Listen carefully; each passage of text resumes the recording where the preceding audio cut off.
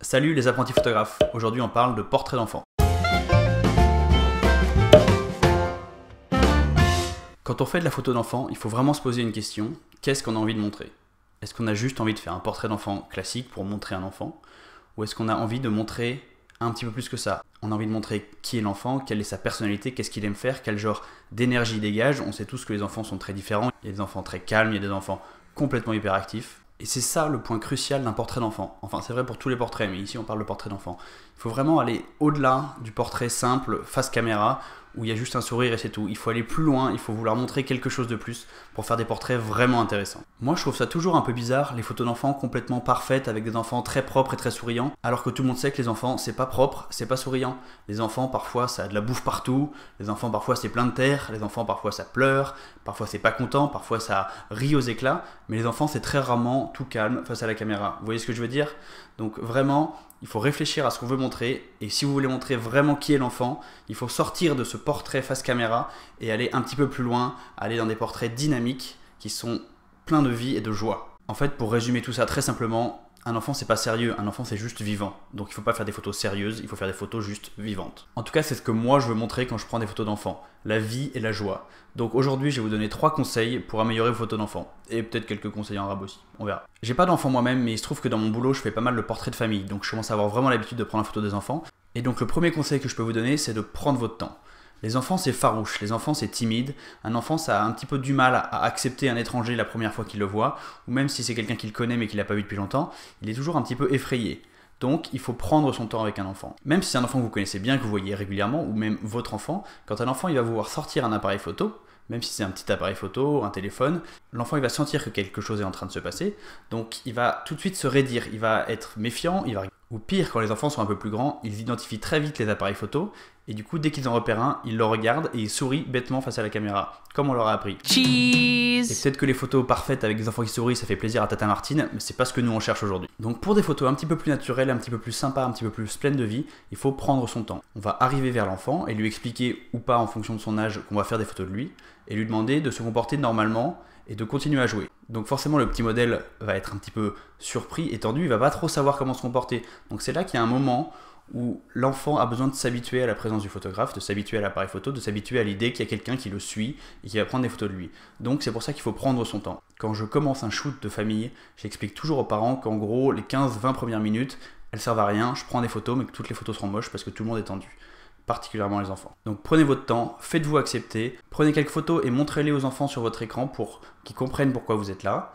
Et progressivement, faites-vous accepter et oublier. Et croyez-moi, l'immense avantage des photos avec les enfants, c'est que s'ils sont timides au début, vraiment, très vite, ils vous acceptent et ils oublient que vous êtes là. Mon deuxième conseil pour prendre des portraits d'enfants comme je les aime, c'est de laisser l'enfant jouer et de le surprendre. Ça rejoint un petit peu le premier conseil. Laisser l'enfant jouer, ça lui permet à lui de vous oublier complètement, et surtout, ça le met dans une situation classique pour lui, naturelle pour lui. C'est-à-dire que vous, quand vous allez prendre l'image de l'enfant, ça va être une image qui représente ce qu'est l'enfant, une image qui montre une activité qu'il peut faire tous les jours. Un truc cool avec les enfants, c'est qu'ils sont jamais à court d'idées. Pour un enfant, ça peut passer des heures à observer un caillou, à se balader, à courir, à faire du vélo, à faire plein de choses comme ça. Il faut vraiment profiter de ça pour prendre des photos de l'enfant dans ses activités quotidiennes. Donc mon conseil, c'est qu'une fois qu'on s'est bien fait accepter par l'enfant, il faut le faire jouer.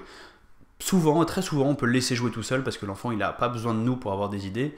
Mais s'il a besoin un peu d'aide, on peut lui dire est-ce que tu peux me montrer qui est-ce qui court le plus vite entre toi et moi? Ou est-ce que tu peux faire la course avec ta sœur? Ou est-ce que tu veux bien jouer avec ce ballon? Ou me montrer comment tu fais bien du vélo? Toutes ces choses-là, ça va être pour inciter l'enfant à jouer et encore plus vous oublier. Et surtout à se mettre dans une situation dans laquelle il est à l'aise et dans laquelle il va être naturel. Il va plus du tout faire attention à la caméra à ce moment-là. Et là, vous pouvez commencer à prendre des photos. Soit sans qu'il s'en aperçoive, soit une fois de temps en temps, en l'appelant, on dit « Hey, regarde-moi, un petit coucou, salut, hop, et on prend les photos. » Faites-vous oublier, surprenez-le et déclenchez, et ça vous fera des images dynamiques et pleines de joie, à tous les coups. Pour encore mieux entrer dans son univers, vous pouvez vous mettre à sa hauteur. Pour prendre des enfants en photo, c'est mieux d'être à hauteur d'enfant. Sinon, on a l'impression, à cause du point de vue de la photo, que c'est un adulte qui est en train de regarder un enfant. Alors que nous, ce qu'on a envie de montrer, c'est juste l'enfant lui-même. On a plus envie d'avoir le point de vue d'un enfant numéro 2 qui jouerait avec l'enfant numéro 1, plus que d'un adulte qui surveillerait l'enfant. Donc le simple fait de se mettre accroupi et de se mettre à hauteur d'enfant, ça va changer complètement la perspective et ça va montrer le monde du point de vue d'un enfant. Et ça va faire des photos qui sont beaucoup plus immersives, qui donnent beaucoup plus l'impression d'être un enfant, d'être dans l'univers de l'enfant, et qui donc, encore une fois, sont des photos bien plus vivantes, bien plus intéressantes. Le troisième conseil, c'est plus court, c'est un conseil technique.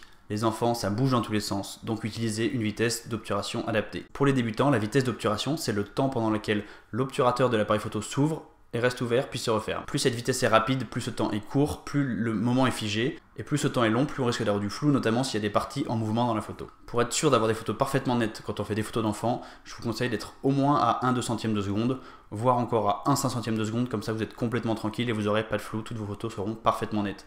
Ça vous permet de prendre en photo des enfants qui sautent dans les bras de leurs parents, des enfants qui courent, des cheveux qui volent au vent, et ça permet de parfaitement figer le mouvement.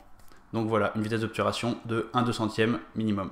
Et enfin, dernier petit conseil bonus. Les enfants, ils ont souvent des yeux absolument incroyables. Les yeux des enfants sont souvent beaucoup plus clairs que quand ils seront plus grands, donc ils ont souvent des yeux très bleus, très clairs. Du coup, mettre bien en valeur les yeux des enfants, ça peut être un bon moyen d'avoir des photos vraiment incroyables. Pour conclure, vraiment, il ne faut pas aborder ces portraits d'enfants comme on aborderait des portraits d'adultes. On ne peut pas faire poser un enfant, ça va avoir un rendu hyper bizarre, ou alors il va pas vouloir le faire, il va pas être content, il va vouloir s'en aller.